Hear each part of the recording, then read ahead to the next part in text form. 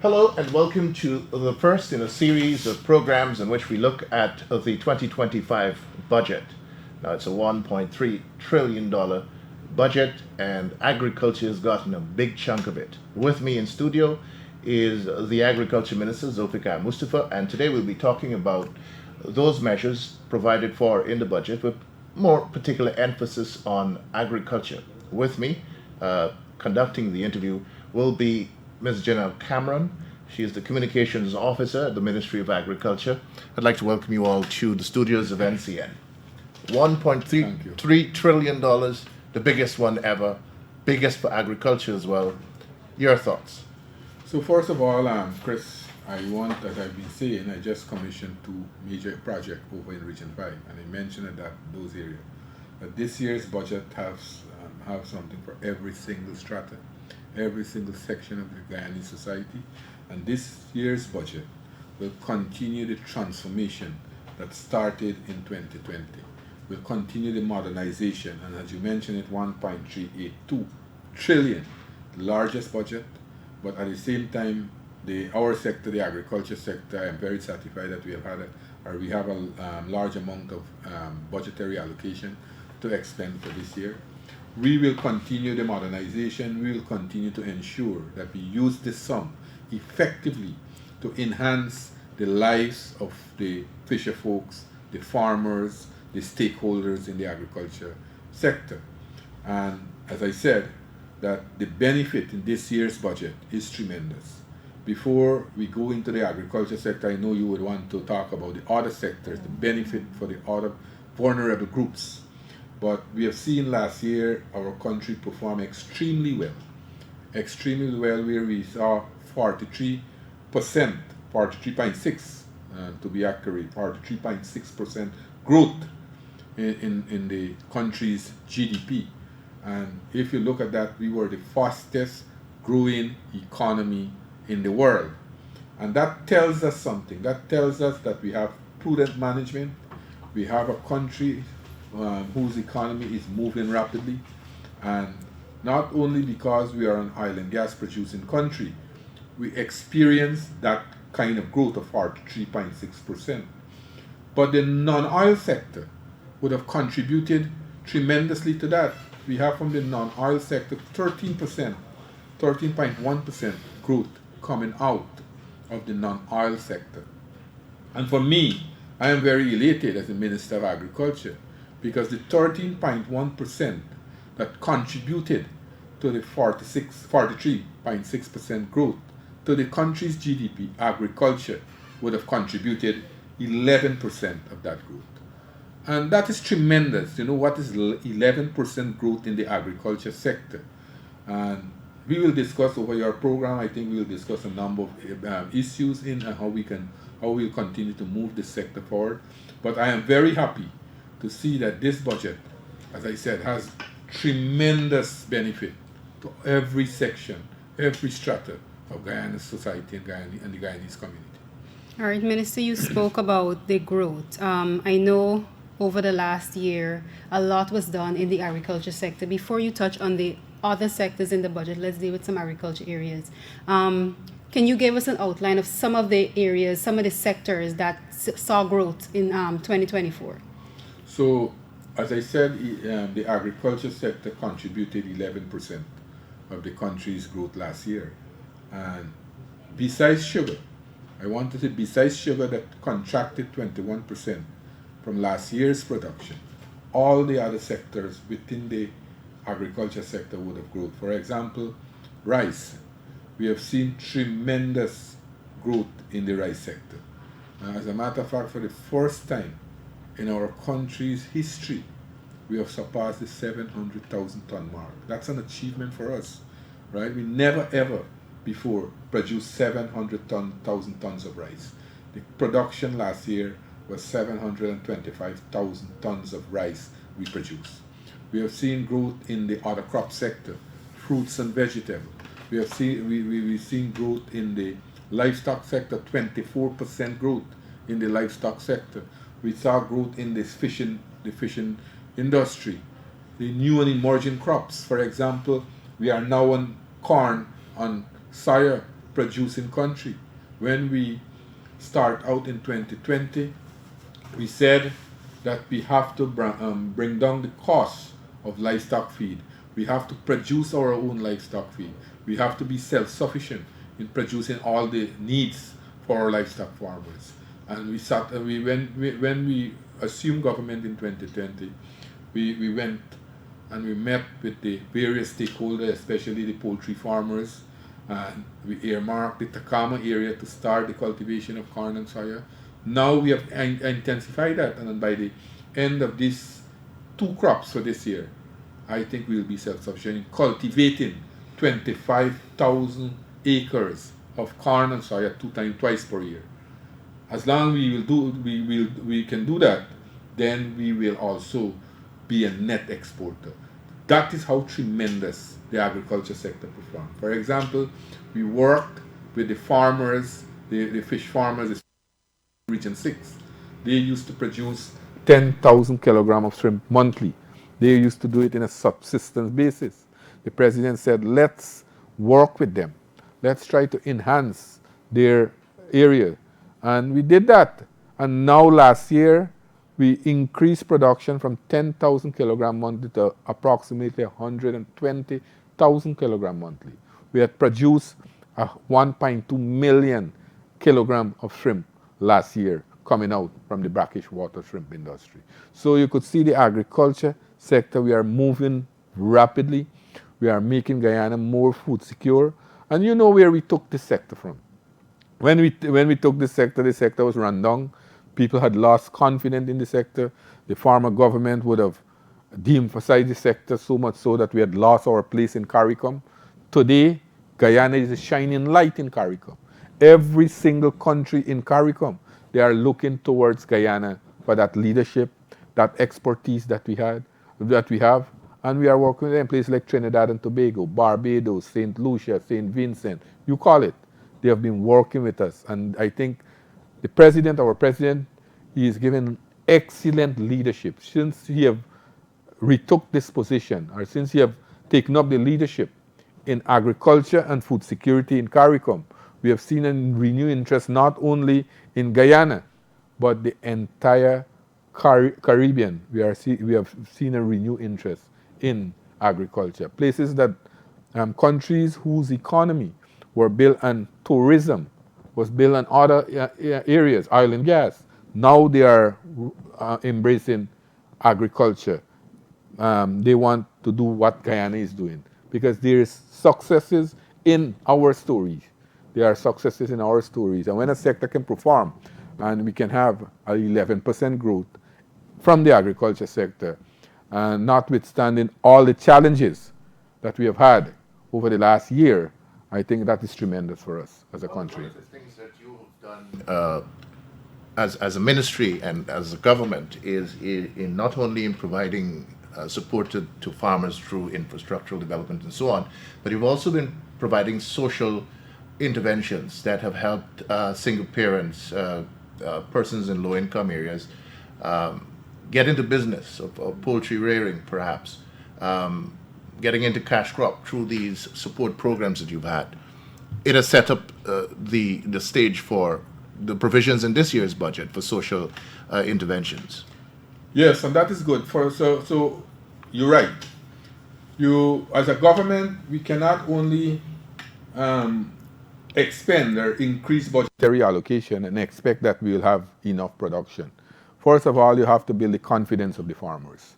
You have to work with them. That we have been doing very, very aggressively and regularly. I have been having regular outreaches across the country. I have been meeting with various groups across the country.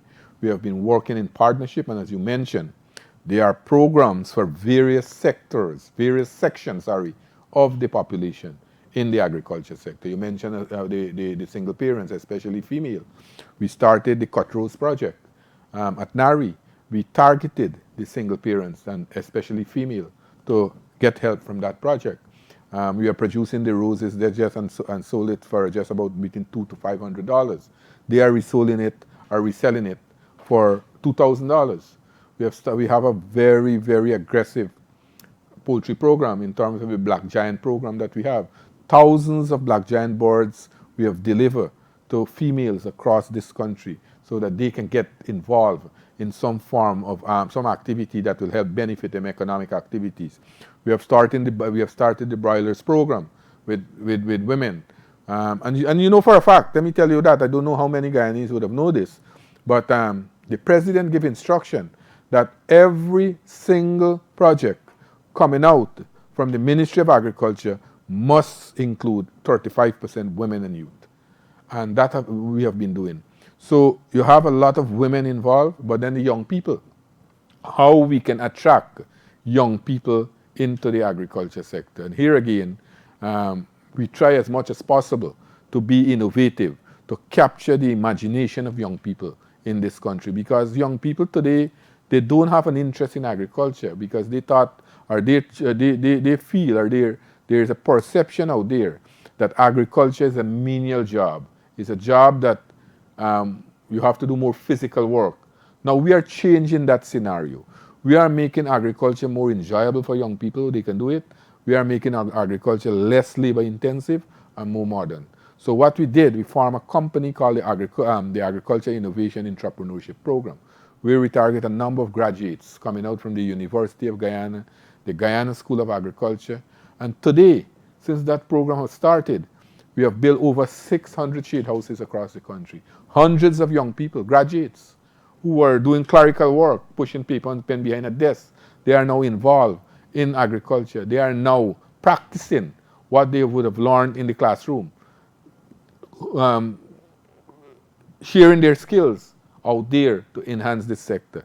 So I think the sector have grew tremendously over the last 4.5 years, and I think the future for agriculture is bright. As I am speaking now, we are constructing a food hub. We want Guyana to be the primary area in the Caribbean, a food producing country, where Guyana will be the food hub to produce all the food coming going to the Caribbean. Because if we have to be successful in reducing the food import bill by 25% by the end of this year, then Guyana has to be successful. And we have a success story in Guyana to tell the Caribbean, to share with the Caribbean, to help them. That is why they have so much confidence. The Caribbean community have so much confidence in Guyana's ability to help them to set up their agriculture sector or resuscitate their agriculture sector. Minister, a very important part of the agriculture sector being successful is ensuring that it has a competent drainage and irrigation network. We saw yesterday during Dr. Ashley's presentation, for agriculture, a large amount was allocated to doing that. Can you give us a bit about that? Can you share a bit about that? So the DNI, we are trying to modernize the entire drainage and irrigation system in this country. Over the years, I think we have made tremendous improvement. We have put in a number of equipment and pump stations across the country. We have rehabilitated and cleared hundreds, or not thousands, of kilometers and rods of canals and drains. Farmers are getting it easier to have irrigation water, although we are in a prolonged dry spell. I know for a fact in Region 6 there are some areas that need attention. I've been working with the NDIA to address those concerned places like the number 47 Good Hope area, number 51 Good Hope area. I am hoping that the situation there could come under control. Because I want to mention this before I talk of what we are doing in the agriculture, the DNI sector, so that farmers wouldn't say that, we are expending. I know for a fact there's an issue at the 51 Good Hope area. We are trying to address that issue. I've instructed that a pump be taken there so that we can increase the flow of water, irrigation water to the farming community in that area. But besides that, what we have seen a number of pump stations being commissioned. Only just now, a few minutes ago, I commissioned one at Trafalgar. Before that, I commissioned pump station at Cozier on the Essequibo Coast, Andrews on the Essequibo Coast, Greenwich Park in Region 3. I commissioned one at Adventure here in the Quarantine.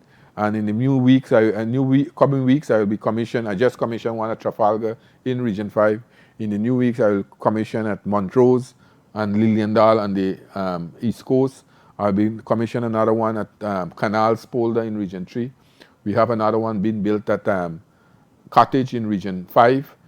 At Letterkenny, we have another one being built there. So we are modernizing the drainage system in our country.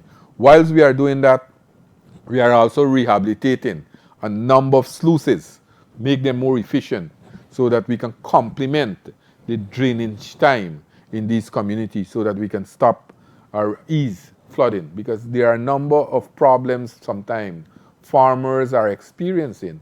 Flooding is one of the most serious problems. Over the years, the government had to get funds to get farmers to go back to the crops, go back to the field when we had these floods. So we are trying to modernize these areas and put in all these investment. What we have done, we have purchased hundreds of machinery to the DNI, enhance their capacity. In various regions now we have fleets of machinery doing jobs with the DNI system. But besides that, what we are doing, this year we have started the construction, the construction of these high-level canals.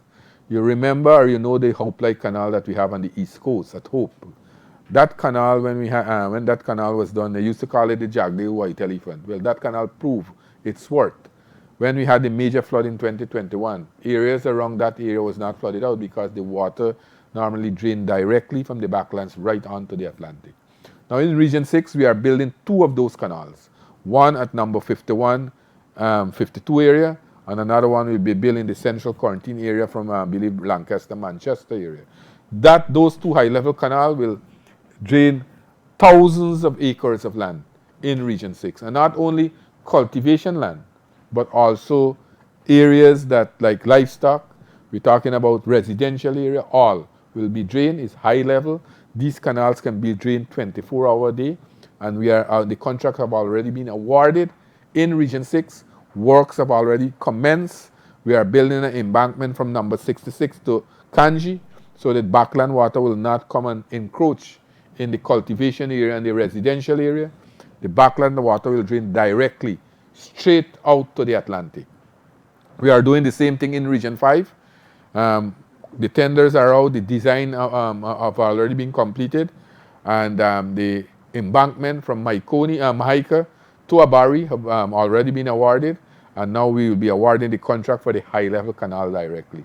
We are doing another set in Region 3. Region 3 too, we are building Hope Light Canal. So in these areas, these mega projects, almost $26 billion will be expended. And I'm hoping that at the end of this project, we will ease flooding, minimize flooding tremendously in these areas. And also what this will help us to do, to open up new lands. Thousands of acres of new lands will be opened up so that farmers will have more opportunities to go into production. So all these things we are doing, and I think this year again we have seen the investment that we'll be making in the DNI sector. $73 billion have been allocated, $73.2 billion have been allocated for the DNI sector. As a matter of fact, if I can go through it, $430.9 million have been allocated to the rice sector. Besides that, we will be giving almost $2 billion in fertilizer again to farmers, and that will be effective in the new crop of this year. The tenders are out already in the newspaper. So besides the $2 billion, we have also allocated $430 million to the rice sector, so that they can also do works in the various community. We know for a fact that sugar had contracted 21% last year. We are hoping to have a rebound of sugar this year. The target set is 101,000 tons. I am very optimistic. I will be working very closely with Gaisuco. You heard that the president read the Right Act to Gaisuco. We have did a number of changes in the management structure, and we are hoping that with the kind of work that were done over the last few months, almost 40% of Gaisuco's cultivation have been mechanized already. They are now purchasing new harvesters, new loaders, so that those things can take in the slacks that were created by the labor shortage are some of the areas that they have labor shortage. So $13.3 billion have been allocated to the to Gaisuko to bring back Gaisuko to the point that we want it to go. We want Gaisuko to reduce the cost of production, and we want Gaisuko to produce effectively, and maximum production must come out of Gaisuko. I'm hoping that that can help us. What we'll be doing over the next, because I have met Gaisuko management on a number of occasions. I still know that there are problems there. Only this morning, some workers were texting me. And I instructed Gaisuko that they must work very closely with the workers so that they can build their morals also. We must not have this kind of boss-boys attitude in the estate. I told them that already. And I myself will be visiting some of the estate and see what is going on without announcing my going in there. For the other crops, we have seen a massive growth in the other crops, and those are the fruits and vegetables, the corn and soya. We have $2.9 billion this year to expend in that area. But what we'll see a revolution in the other crops area. What we have been producing, approximately 15,000 plantlets annually. Now we are constructing a tissue culture lab. I am hoping by the mid this year, by the first quarter to the mid of this year, that lab will be completed. That lab will produce millions of planting materials, pest resistance and disease resistance, so that, and we can produce the plants that we need. That tissue culture lab can even produce different variety of sugar canes, citrus, things like that. Crops that are some of the fruits that people bring into the country. We want us to be self-sufficient, because if we want Guyana to be a food hub, we must have maximum production in all the areas. So $2.9 billion have been allocated to that area and to develop that sector. We have another $800 million in the value chain to enhance that sector. Those agro-processing area that you know that we have built a number of agro-processing facilities around the country, almost 15 since we took office in 2020. And we have a number of agro-processors now coming on stream.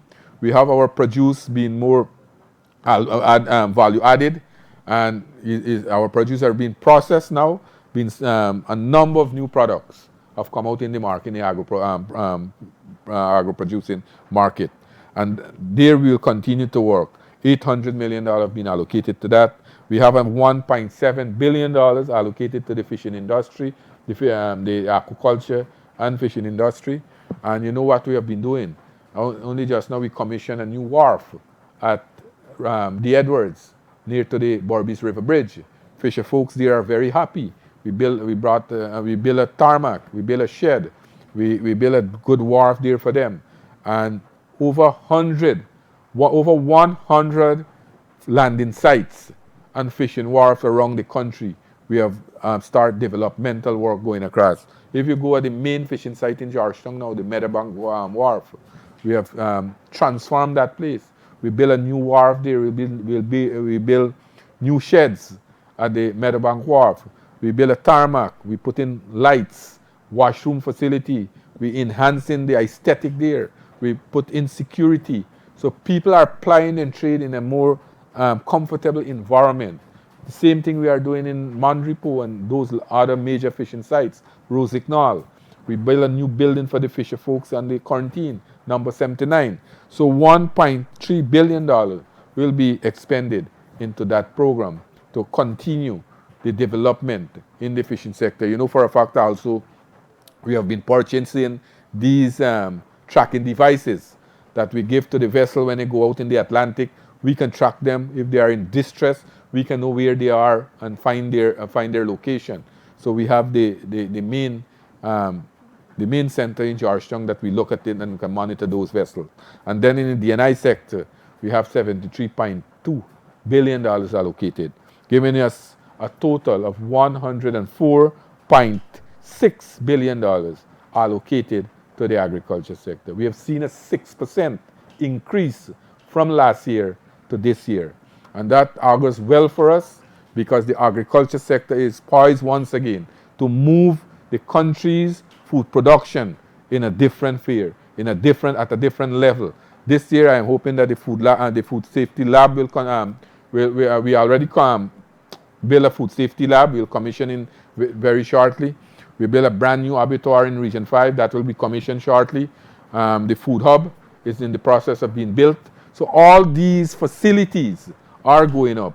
And also, as I mentioned, we have 15 agro-processing facilities across the country, in different parts of the country, not only in urban areas or the coastal area, but places like Deep South in Rupununi, places like St. Ignatius in Rupununi, places like Whitewater in Region 1, Charity in Region 2, Oriala in Region 6. These are the areas so that we can give the same kind of facilities that our farmers are getting on the coast, give the people in the indigenous community.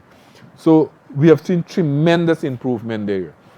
Then we brought in new techniques. We have introduced the cage culture. Now, the cage culture, when the president spoke about introducing marine cages in Guyana, many persons were laughing at him, saying that they didn't know what the president talking about, that those things can work in Guyana.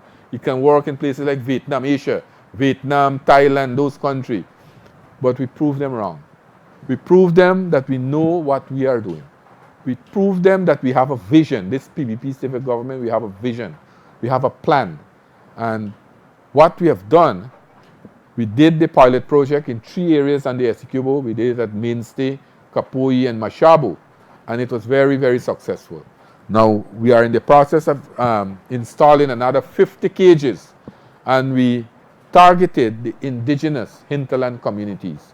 So this will supplement their income. 1 cage is capable of earning $8 million annually.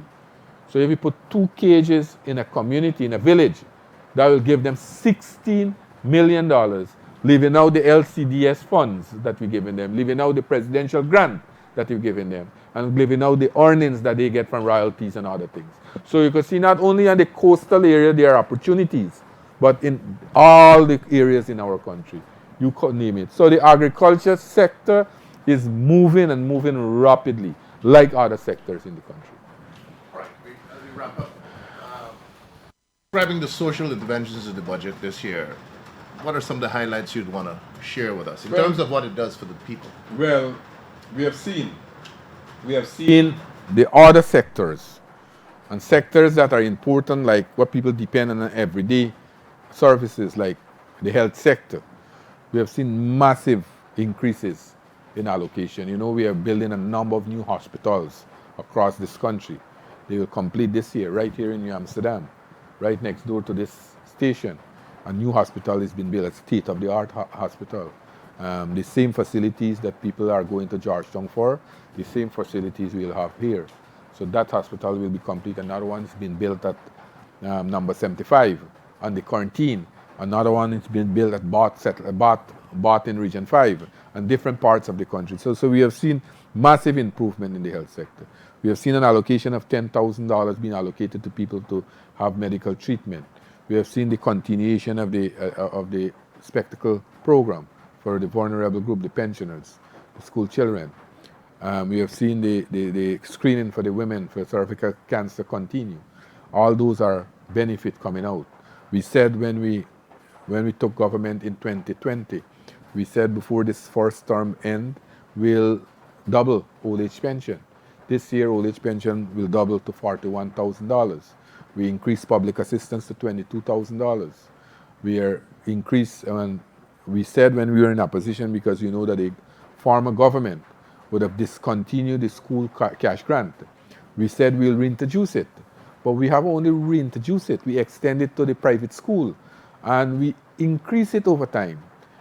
So much so that this year, every single child that attends private or public school will receive $55,000 from the government of Guyana, 50,000 school uniform, 50,000 cash grant, and a $5,000 uniform voucher, every child. Now the government, we introduce a new thing that the firstborn, for your child, any Guyanese mother who have a child this year will have a first tranche one-off cash grant of $100,000. Those are direct benefit to the people of this country. Leaving out, we have seen thousands of workers now coming off the tax net because we have increased the tax threshold from $100,000 to $130,000. Bear in mind, when we took over government in 2020, it was $65,000. So we have doubled, 100%. We have increased the tax threshold. Thousands of workers now will come off the tax net, and they will get tax relief. The $50,000 if you're doing a second job, or if you have overtime and you work $50,000, that will be tax free. Now tax will not be charged here. If you're doing a second job, and the first $50,000 will be non-taxable. So these are direct benefit coming out from the budget. As I said, that the universal health voucher of $10,000 will be made available to every person to allow for basic health tests. We talk about the support for the new babies. You know, the national the NIS.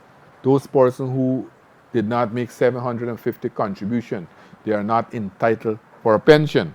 But now we have injected a one-off injection in the NIS so that people with up to 749 contribution can have a cash grant coming out of the budget. When the gas to shore energy project is completed this year, we'll see the reduction of 50% of electricity costs. Our electricity costs will be going down by 50% when that project is completed.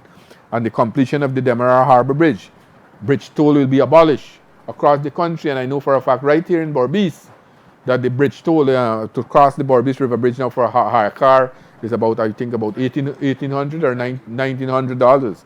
Now, if a hire car go to Georgetown 6 days per week, the hire car owner will see almost close to $12,000. That will go directly into the pockets. So all these are the benefits that we're talking about coming out of this year's budget. So I think it's tremendous. We have the removal of VAT on agriculture machinery and what you call it, the generator. All these tax have been removed, VAT and these things. I talk about the free. And let me be very frank, this here is tremendous. We said in 2020, when we went to the election in our manifesto campaign, we said that we would bring back free university education to Guyana. And this year, every student that attend the University of Guyana, or past student who would have owed the University of Guyana, all those persons will be going to the university free of cost once again, thanks to the PPP civic government. So these are direct benefits. There are a lot more we can go and you can sit and talk for hours. But this year's budget is a complete package to enhance the lives of Guyanese, to continue the improvement that we started in 2020, to continue the modernization and the reconstruction of our country. Our country now is taking its rightful place, and with the prudent management that we have, with what we are doing, Guyana have place to go. I want to take this opportunity to thank you for coming to share with us the focus of government, the provisions provided for that vision to be realized in the 2025 budget. Remember, $1.382 trillion budget for the year for Guyana. Over the coming weeks, we'll hear the budget debated in Parliament. And of course, Minister, you'll come back. We'll spread out across the region and explain all the transformative things that are going to be happening in agriculture for the people. Thank you very much. Thank you, Janelle, for sitting in with us. Great. We know this is indeed a transformational budget. It is 20.6% larger than 2024, and it's financed with no new taxes. Right. So that's amazing. So, Minister, once again, thank you for joining us. This was Budget in Focus.